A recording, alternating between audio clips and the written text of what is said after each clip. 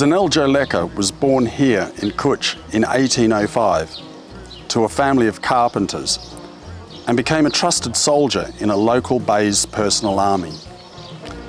After his bey, the equivalent of a lord, was murdered by the Ottomans in 1829, Gjoleka sought revenge and joined forces with another rebellious fighter, Tafil Buzi.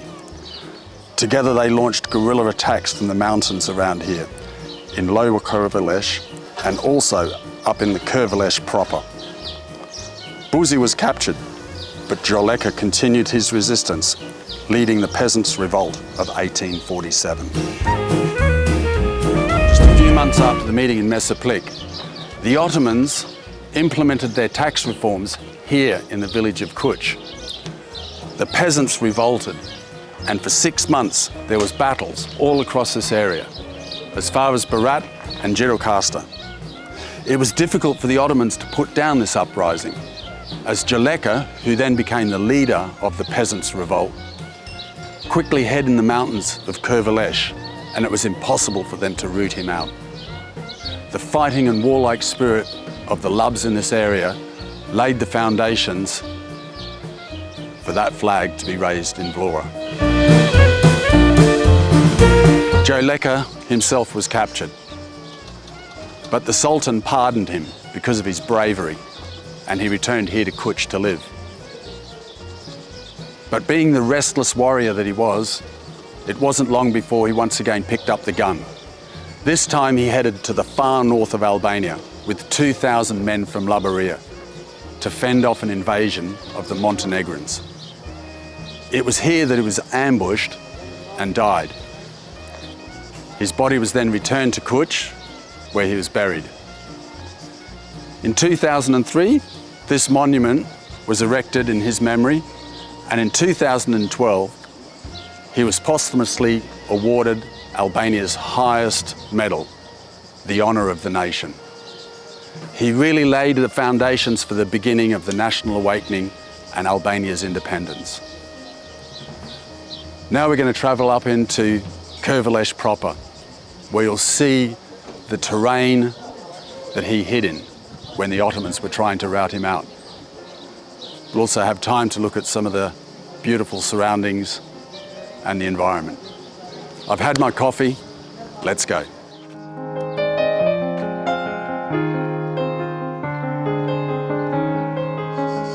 Climbing the foothills from KØTU, we reach the high, wide, and deceptively barren plateau of Kurvelesh, the heart of Labi. This part of Albania is spectacularly open and scarcely inhabited. In this ancient land, the village of Nivica perches at the edge of a gorge, plunging hundreds of feet into the limestone plateau.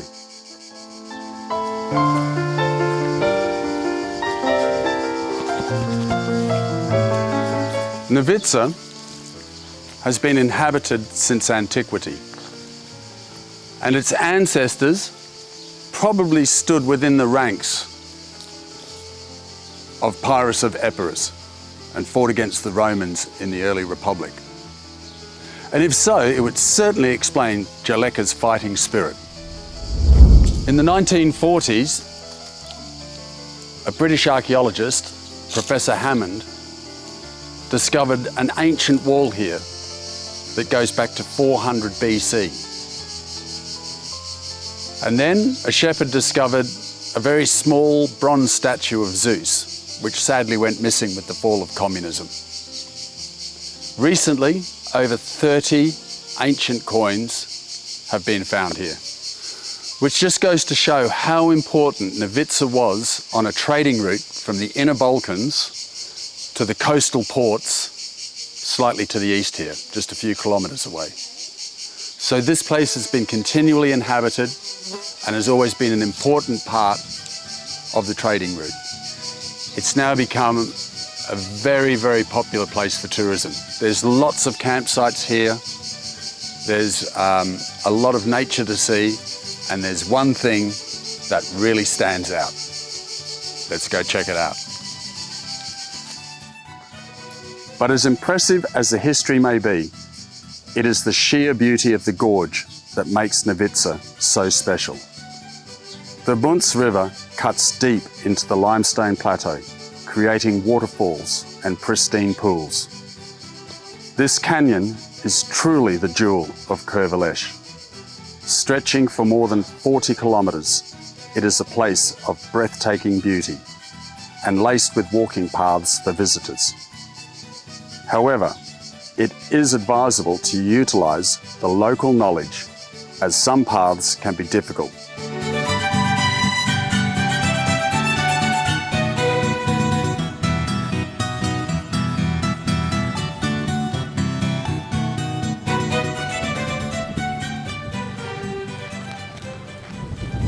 The roads on Kurvelesh are littered with monuments to the men who lost their lives fighting in the Second World War. And this one, between Nivica and Proganat, is the largest and most impressive. I did a photographic project on lapidars, which is an Albanian word for monuments. I always stop when I see them. It was a brutal war in the Balkans, and the Albanians in particular put up fierce resistance and suffered severely for it.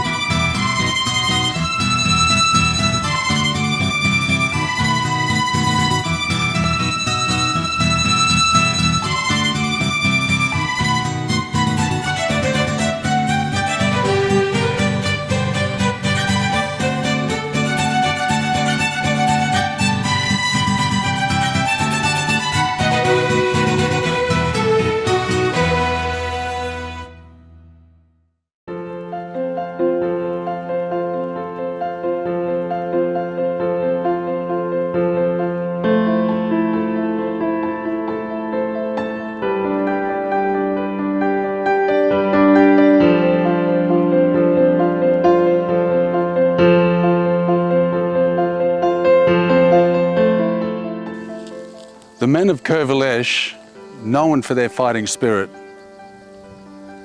and the women that supported them, were so renowned that many of them were used by the Ottomans in the Janissary Corps, which is the professional, high elite part of the Ottoman army. A lot of them are recruited from this area.